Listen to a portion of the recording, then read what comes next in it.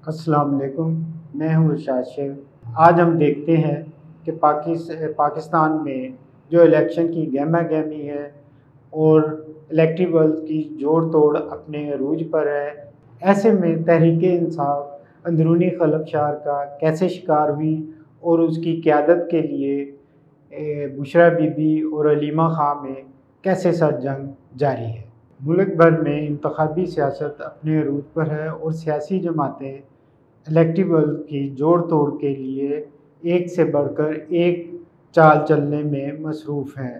Peoples party अपने electables की शमूलियत के लिए अपना खेल खेल रही है। दूसरी जानब मुस्लिम लीग नून इलेक्टिबल्स की तलाश में बलूचिस्तान में पहुंच गई है और उसमें उसे खातर खा कामयाबी हासिल हुई है। यहाँ पर देखने वाली बात यह है कि मुल्क की तीसरी बड़ी सियासी जमात पीटीआई, उसकी क्या सूरत हाल है।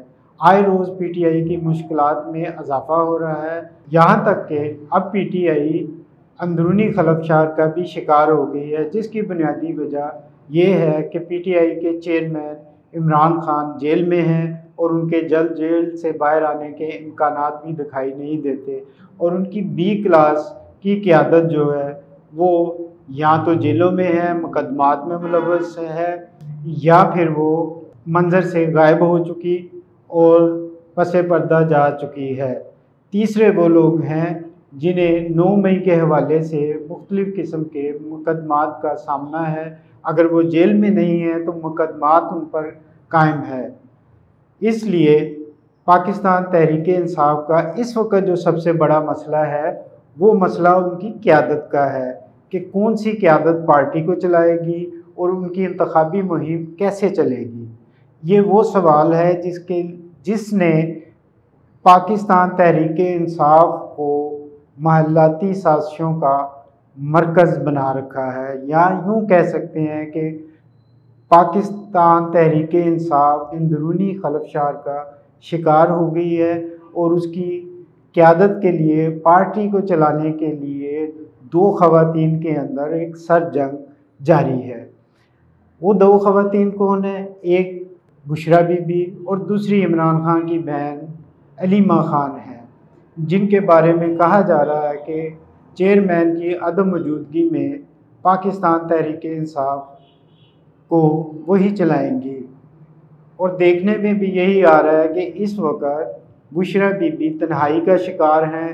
कभी उनके साथ अदालतों में जाने के लिए पीटीआई के कारकुनों के काफ़िले हुआ करते थे और आजकल जब वो अदालत में पेशी के लिए जाती हैं, चाहे वो हाई कोर्ट हो या एहतसाब अदालत हो, तो उनके साथ उनके वकला और चंद करीबी लोगों के अलावा कोई दिखाई नहीं देता। जबकि इमरान खान की हमशीरा ने सफारतकारी भी शुरू कर दी है और पीटीआई के लोग कारकुन जो डाई हार्ड कारकुन हैं, जिन्होंने अभी तक पीटीआई को नहीं छोड़ा है, और चंद वो रहनुमा जिन पर मुकदमात नहीं है, जो आज़ादाना अपनी सियासत कर रहे हैं, उनके मेल मिलाप भी बुशरा बीबी की बजाय अलीमा खान के साथ हैं और वो अलीमा खान से ही हिदायत ले रहे हैं। ये नज़र आ रहा है कि पीटीआई के आइंदा होने वाले फ़ैसलों में भी अलीमा खान अपना मरकज़ी किरदार अदा करेगी। अलीमा खान को जिन मुश्किलात का सामना है वो मुश्किलात ये हैं कि अलीमा खान पार्टी को तो चला लेंगी, लेकिन आने वाले इलेक्शन के लिए उम्मीदवारों की तलाश, उनका इंतखाब, उनको टिकटें देना, ये ऐसे सवालात हैं जिनका जवाब उनके लिए आसान ना होगा। जिसकी वजह ये है कि इस वक्त पीटीआई के लोग मंजर से गायब हैं और सामने आने के लिए तैयार नहीं हैं।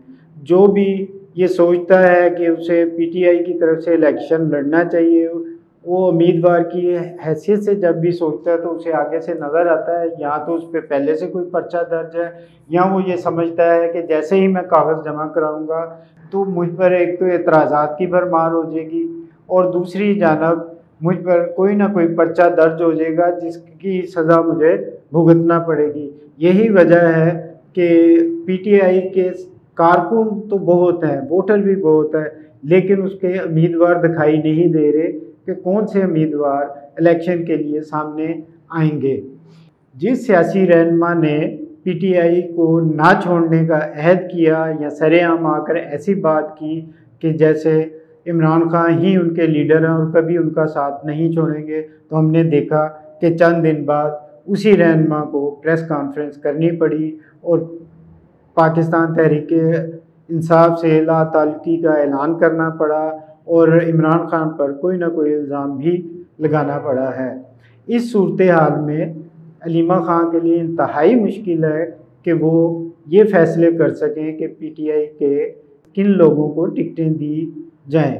ये पीटीआई के अंदर की बात है कि पीटीआई ये समझ रही है कि अगर इस मर्तबा हम वकला को ज़्यादा टिकटें दे दें तो फिर हमें कानूनी मुश्किलात का ज़्यादा सामना नहीं करना पड़ेगा, चूँकि ये वकला खुद ही अपने मामला से निपट लेंगे और इन पर एतराज़ात लगाना या इनको मुख्तलिफ़ चीज़ों में फंसाना हुकूमत के लिए, इलेक्शन कमीशन के लिए, रिटर्निंग ऑफिसर्स के लिए आसान नहीं होगा।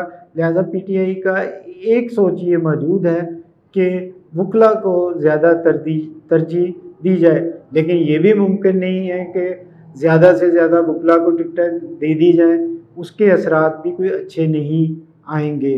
लिहाजा पाकिस्तान तहरीक इंसाफ के लिए 2024 का जो 8 फरवरी को इलेक्शन होना है वो मुमकिन दिखाई नहीं देता।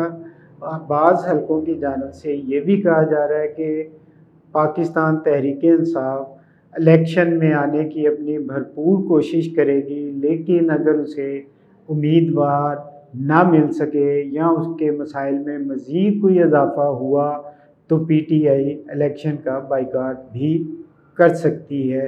ये ऑप्शन भी पाकिस्तान तहरीक इंसाफ के पास मौजूद है। लेकिन अब माजी का अगर तजर्बा पीपल्स पार्टी का देखा जाए कि जब 1985 में पीपल्स पार्टी ने इलेक्शन का बाइकाट किया था, उसका ख़ैमेयाज़ा वो आज तक भुगत रही है।